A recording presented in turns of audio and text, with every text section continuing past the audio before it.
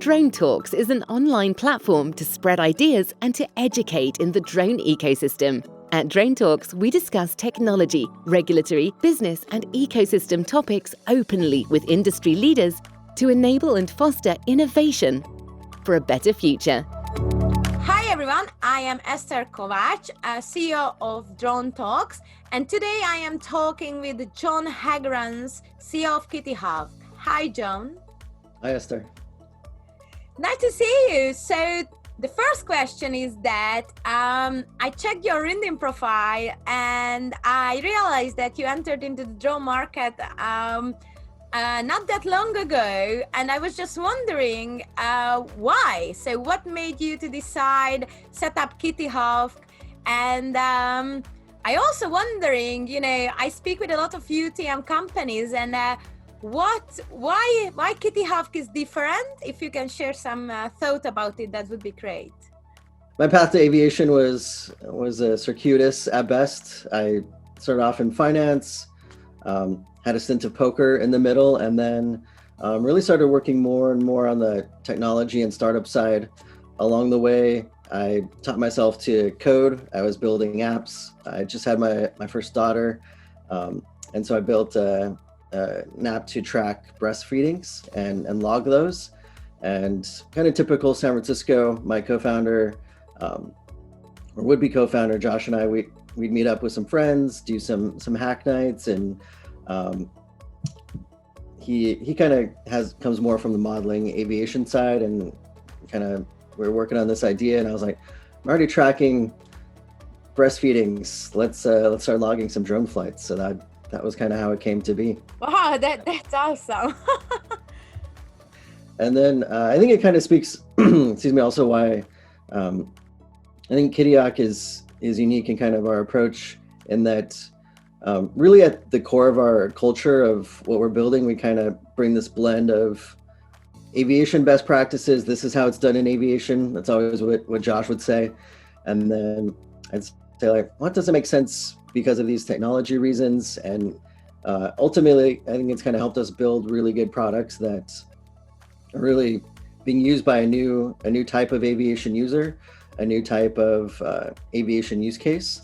And really, when we think about UTM, we're trying to build the enterprise-driven UTM. What are the tools and features and capabilities that you need as an operator and that you need as a company that's going to enable you to, at the end of the day, access more airspace and do more flights? Sounds really great. So you set up Kittyhawk from that idea. Congratulations. And I was just wondering, how can all operators be a part of a broader safety culture? Safety is such a hot topic. Everyone talks about safety for society acceptance. So you as an operator, how do you see that? Yeah, I think there are many unique aspects to drone flight. I think safety is an interesting one because it also blends a lot with privacy. And how do these two work together? Aviation traditionally has been very out in the open. These are public acts. You can look up tail numbers, see where that airplane came from, see its history, learn all about it. So that's kind of a culture that's ingrained in aviation. But for a lot of drone users, you're used to privacy and data security. And so having these two blend together, I think, is really important of just how we think about sharing data, operating the most safely and compliantly as you can.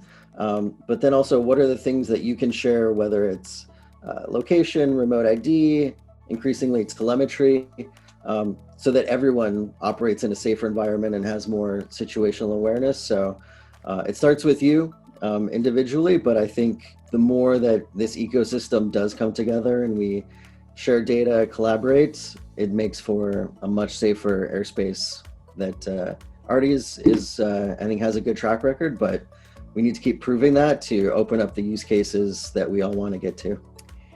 Yes, so talking about use cases, and you just mentioned security, and safety is a priority topic, but security is the other one. So I was just wondering, like people in London or people in the UK, what security measures, in your view, they should take into their drone operations? And I was just wondering, what's your view? At Kittyhawk, we've written a lot about this, so we have a lot more materials if you want to dive in deeper. I think it really centers around thinking about your operation, thinking about what types of data are you collecting, are you sharing, is it highly sensitive, highly confidential, types of things. And usually for every operation, there's different buckets of data from, hey, this is generally accessible, not a big deal, to, hey, let's make sure we keep really tight guards on this. And so it starts from that understanding around different data types and how you want to treat them, and then planning and acting accordingly. Yes. I think that's a good advice. And the other thing which came to my mind, people usually know that, but I am the secretary of the UTM Association, the Global UTM Association. So I love talking about UTM, and that's one of my passion. So I was just wondering, where do technology and policy meet with UTM? How do you see that? And what do you see, what's gonna come next? Where should we head to? Yeah, and I think that's probably been one of the more frustrating parts for most people in this industry of the regulatory plus technology piece. We use a lot of the same terms for what are very distinctly different types of things. Remote ID to regulators and the FAA means something far different from remote ID to a person in mission control that's managing an entire fleet. They're thinking about things from a technology side. And so we've really tried to solve for the technology pieces. That's the pieces that we can control. And hopefully that can set a good precedent and demonstrate safety and provide the data that we need to unlock the regulatory side. But that's really, I think, the approach to UTM is you can have a very valuable UTM for you, for your individual operation, for your company. That's really what we're focused on initially is you need those capabilities yourself. Ultimately, we'll start to tie in other data sources and connect with each other to really develop this ecosystem. But for now, your own UTM is just as important. I can see that, and what's next? That's my next question. So we're working on regulatory and technical. We enable drones flying. We know drones are flying. So what's next? What's the hot topic? What's the next cool thing? Yeah, I think what's next is, really from our perspective, is this blending of more advanced flight with better airspace management, and how do these two come together? Again, this is still a few steps away from UTM.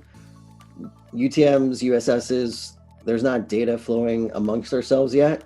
So how can we still provide really unique capabilities that let individual companies operate more and more with beyond line of sight, more automation? And that's really the enterprise-driven UTM that we're looking to enable for people. Great, thanks, Jon. So the plus one question is that, what do you think, when can I have my coffee from Starbucks delivered by a drone in London? I'm sitting here in my houseboat and I want to grab a cool coffee after I talk with you. What's your forecast? It looks like a beautiful day for a coffee delivery there.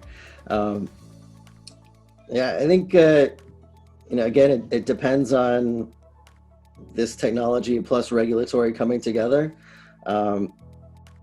Personally, I think we should be focused more on the delivery of data, the delivery of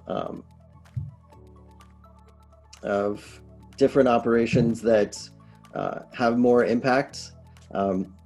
This kind of last mile delivery, especially in urban environments, is super tough, and figuring out what's the right use case, what's the right economics for that to happen.